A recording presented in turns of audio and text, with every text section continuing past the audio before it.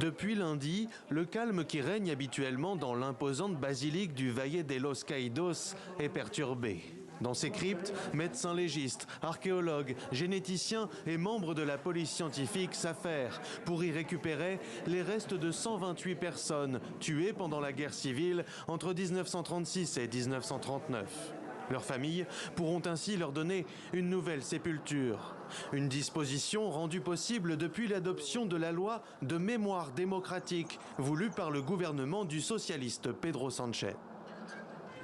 Le travail commence aujourd'hui et ce n'est que justice pour toutes les familles qui ont demandé que les restes de leurs proches soient récupérés. Des familles des deux côtés d'ailleurs, ce n'est que pure humanité.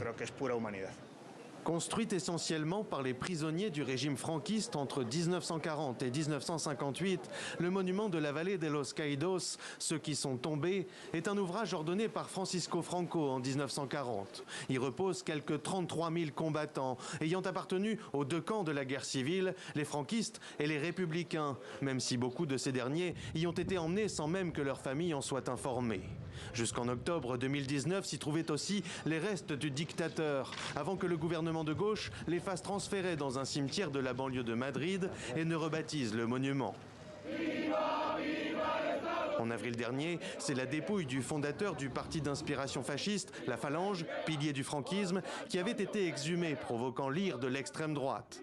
La droite populaire, elle, a d'ores et déjà annoncé qu'elle abrogerait la loi de mémoire démocratique si, comme les sondages le prédisent, elle arrivait au pouvoir après les élections législatives dans moins de 6 semaines.